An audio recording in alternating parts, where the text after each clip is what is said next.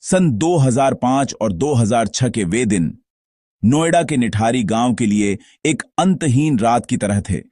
दिल्ली से सटा यह इलाका, जो अपनी आधुनिक इमारतों और औद्योगिक विकास के लिए जाना जाता है, अचानक एक अनजाने डर की चपेट में आ गया था। सेक्टर 31 में स्थित निठारी गांव, बच्चे, कुछ युवा महिलाएं रहस्यमयी तरीके से गायब होने लगे। शुरुआत में इन घटनाओं को सामान्य गुमशुदगी की तरह देखा गया। परिवारों की शिकायतें अनसुनी कर दी जाती थीं। शायद बच्चे खेलने चले गए होंगे या कोई अपनी मर्जी से घर छोड़ गया होगा। लेकिन जैसे जैसे समय बीतता गया और संख्या बढ़ती गई, इलाके में एक खौफनाक चुप्पी पसरने लगी। हर घर में एक अनकहा डर था। हर माता पिता की आंखों में अपने बच्चों के लिए चिंता थी। निठारी कांड की जड़ें उन गुमशुदगी की शिकायतों में थीं जिन्हें शुरुआत में गंभीरता से नहीं लिया गया। सन 2005 की शुरुआत से ही खबरें आने लगीं। पहले एक, फिर दो, और फिर यह सिलसिला भयावह पैटर्न बन गया। ज्यादातर पीड़ित गरीब परिवारों के बच्चे थे, उम्र 5 से 18 साल। वे घर के पास खेलते हुए अचानक गायब हो जाते थे, या टॉफी खरीदने दुकान जाते हुए, या स्कूल से लौटते हुए अचानक गायब। हर बार एक ही कहानी। शाम तक इंतजार, फिर पड़ोसियों और रिश्तेदारों से पूछता, और अंत में थक हार कर पुलिस स्टेशन पहुंचता। वहां उन्हें अक्सर टाल मटोल का सामना करना पड़ता था। यह दौर उनके लिए असहनीय पीड़ा का था। उनकी दुनिया अपने बच्चे के इर्द गिर्द घूमती थी, और उसके अचानक चले जाने से वे टूट गए। माता पिता दिन रात तस्वीरें लेकर गलियों में भटकते। जब निठारी में बच्चों के गायब होने की घटनाएं एक के बाद एक सामने आने लगीं, तो स्थानीय पुलिस की प्रतिक्रिया बेहद धीमी और लचर थी। शुरुआती दौर में पुलिस ने मामलों को अलग अलग गुमशुदगी माना, न कि एक श्रृंखलाबद्ध अपराध। शिकायत दर्ज होती, पर तह तक जाने की कोशिश नहीं। मान लिया गया कि ये परिवार प्रवासी हैं, शायद बच्चे रिश्तेदार के यहां या काम की तलाश में भाग गए हों। ऐसी धारणाओं ने जांच को भटका दिया। कई महीनों तक कोई प्रगति नहीं हुई। परिवार बार बार थाने के चक्कर काटते, पर उन्हें सिर्फ आश्वासन मिलते। जांच के नाम पर पोस्टर और मामूली पूछताछ के सिवा कुछ नहीं। कई बार परिवारों पर ही लापरवाही का आरोप। यह नहीं समझा गया कि सभी बच्चे निठारी से ही गायब हो रहे थे।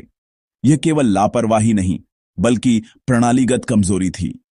दिसंबर 2006 में मीडिया और जन आक्रोश बढ़ा तो पुलिस सक्रिय हुई, लेकिन देर हो चुकी थी। कई जानें जा चुकी थीं। सवाल कायम रहे। जैसे जैसे गुमशुदगी बढ़ी, शक एक घर पर टिकने लगा। यह घर था D5, सेक्टर 31, जो मोनिंदर सिंह पंढेर का था। पंढेर अक्सर दिल्ली और पंजाब की यात्रा करता था। घर में उसका नौकर सुरिंदर कोली रहता था। पड़ोसियों और पीड़ित परिवारों ने गौर किया। बच्चे इसी घर के पास खेलते गुजरते गायब हुए थे। कुछ ने बताया कि कोली टॉफी चॉकलेट का लालच देता। पंढेर के प्रभाव के कारण कोई सीधे उंगली नहीं उठा सका। कोली साधारण दिखने वाला, उत्तराखंड से, लेकिन D5 के भीतर एक भयावह दुनिया पल रही थी। लोगों ने घर और कोली के व्यवहार का जिक्र किया, पर पुलिस ने सुरागों को नजरअंदाज किया। शक तब गहराया जब पायल गायब हुई। फोन की लोकेशन लगातार D5 से मिल रही थी। इसी आधार पर दोनों को पूछताछ के लिए लिया गया। निठारी के रहस्य का ताला खुलने लगा। 29 दिसंबर 2006 यह वह तारीख थी जब सच सामने आया और देश सन्न रह गया। कबूलनामे के बाद पुलिस और फॉरेंसिक टीमें सक्रिय हुईं। D5 के बाहर मीडिया और भीड़ उमड़ी। घर के पीछे संकरे नाले की खुदाई शुरू हुई। जो निकला उसने दहला दिया। नाले से बच्चों के कंकाल, खोपड़ियां और अन्य अवशेष मिले। मानव अवशेष प्लास्टिक थैलियों में दिखाई दिए।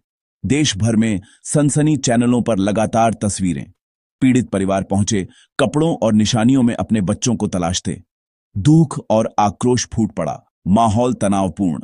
लोग पूछ रहे थे, पहले कार्रवाई क्यों नहीं? लापरवाही या मिलीभगत? D5 हॉरर हाउस कहलाने लगा। देश मकसद और भूमिका जानना चाहता था। यह दिन भारतीय अपराध इतिहास का काला अध्याय बन गया। खुलासे और विरोध के बाद जनवरी 2007 में केस CBI को सौंपा गया।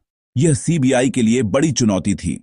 भीड़ और अव्यवस्था के बाद स्थल को कंट्रोल कर व्यवस्थित जांच शुरू हुई। देश के शीर्ष फॉरेंसिक विशेषज्ञ बुलाए गए। कंकाल और शरीर के अंग महीनों, कुछ साल पुराने। पहचान बड़ी चुनौती। डीएनए प्रोफाइलिंग, माता पिता के सैंपल लेकर अवशेषों से मिलान। लंबी जटिल प्रक्रिया से कई पीड़ितों की पहचान हुई। सीबीआई ने कोली और पंढेर की भूमिका अलग से जांची। कोली के कबूलनामे से तरीका और ठिकाने सामने आए। शवों को ठिकाने लगाने की प्रक्रिया मैप की गई। वैज्ञानिक साक्ष्यों से बयानों की पुष्टि, हथियारों की जांच। कोली का नार्को एनालिसिस भी कराया गया। पंढेर की भूमिका जटिल, कुछ अपराधों के समय वह घर पर मौजूद था। चार्जशीट दाखिल हुई। सीबीआई की जांच ने केस को तार्किक दिशा दी और अभियोजन पक्ष को मजबूत बनाया। जांच के बाद एक लंबी, बेहद जटिल कानूनी लड़ाई शुरू हुई। पंढेर और कोली के खिलाफ कई अलग अलग मामले दर्ज हुए, हर पीड़ित के लिए अलग मुकदमा। यह मामला न्याय प्रणाली के लिए बड़ी परीक्षा बना। ज्यादातर सबूत परिस्थितिजन्य, प्रत्यक्षदर्शी कम। केस टिका था कबूलनामे और फॉरेंसिक पर। कोली को कई मामलों में दोषी ठहराकर मौत की सजा सुनाई गई। उच्च अदालतों में अपील, अधिकांश में सजा बरकरार।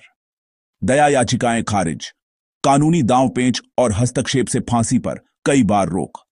कुछ मामलों में फांसी को प्रक्रियात्मक आधार पर आजीवन में बदला गया, वह आज भी जेल में है। पंढेर कुछ मामलों में सह अभियुक्त के रूप में दोषी और फांसी, पर वह बेगुनाही पर अड़ा रहा। 2023 में हाईकोर्ट ने सबूतों के अभाव में 2 मामलों में उसे बरी किया। अदालत ने कहा, सीधी संलिप्तता सिद्ध नहीं। समाज में नई बहस छिड़ी। पीड़ित परिवार वर्षों से न्याय का इंतजार कर रहे, कई आज भी संतुष्ट नहीं। यह गाथा दिखाती है, सबूत जुटाना और अदालत में अकाट्य सिद्ध करना कठिन है। अपराध का खुलासा नहीं, सजा और समय पर न्याय भी उतना ही महत्वपूर्ण। निठारी कांड का शहरी मध्यम वर्ग और निम्न आय समुदायों पर गहरा असर पड़ा। शहरी मध्यम वर्ग, निम्न आय वाले समुदाय, भरोसे की नींव हिली। सबसे बड़ा झटका सुरक्षा की भावना को लगा। अजनबी पर भरोसा मत करो, घर घर में सीख दोहराई गई। माता पिता और भी सतर्क हो गए। अकेले बाहर भेजने, खेलने, दुकान जाने का चलन घटा। राष्ट्रीय बहस, बच्चों की सुरक्षा। स्कूलों, सोसाइटियों और परिवारों ने नए नियम कायदे बनाए। गुड टच बैड टच शिक्षा, माता पिता के लिए वर्कशॉप्स। कटु सच, गरीब प्रवासी परिवारों के बच्चे आसान निशाना, उनकी गुमशुदगी पर प्रतिक्रिया धीमी। पड़ोस की धारणा बदली, शक और अविश्वास पनपा। बगल में छुरी, मुंह में राम राम, विश्वास का ताना बाना प्रभावित। गार्ड बढ़े, सीसीटीवी आम हुए, आगंतुकों पर कड़ी नजर। मीडिया की भूमिका उजागर करने के साथ सनसनीखेजी पर प्रश्न, नैतिकता पर विमर्श। निठारी एक सामाजिक वेकअप कॉल, सुरक्षा और जिम्मेदारियों पर पुनर्विचार। निठारी कांड केवल अपराध नहीं, एक चेतावनी और गहरा सबक है। सबसे पहला सबक, वंचितों की अनसुनी आवाज के परिणाम भयावह हो सकते हैं। न्याय और सुरक्षा का अधिकार हर नागरिक का है, स्थिति या हैसियत कोई भी हो। पुलिस प्रशासन को, खासकर बच्चों से जुड़े मामलों को सर्वोच्च प्राथमिकता देनी चाहिए। दूसरा सबक, उदासीन नहीं, सतर्क समाज, संगठित सामुदायिक हस्तक्षेप जरूरी। सुरक्षित समाज केवल पुलिस या कैमरों से नहीं, जागरूक नागरिकों से बनता है। कुछ असामान्य लगे तो तुरंत आवाज, रिपोर्ट करें। बच्चों की सुरक्षा सामुदायिक जिम्मेदारी है। तीसरा सबक, कुशल जांच, मजबूत फॉरेंसिक और तेज न्यायिक प्रक्रिया की अनिवार्यता। न्याय में देरी न्याय से इनकार के समान, इसे बदलना होगा। हम सब मिलकर ही भविष्य को सुरक्षित बना सकते हैं। डर नहीं, सजगता और संवेदना के साथ। पीड़ितों के सम्मान के साथ यही संकल्प, हर शिकायत सुनी जाएगी, हर बच्चे की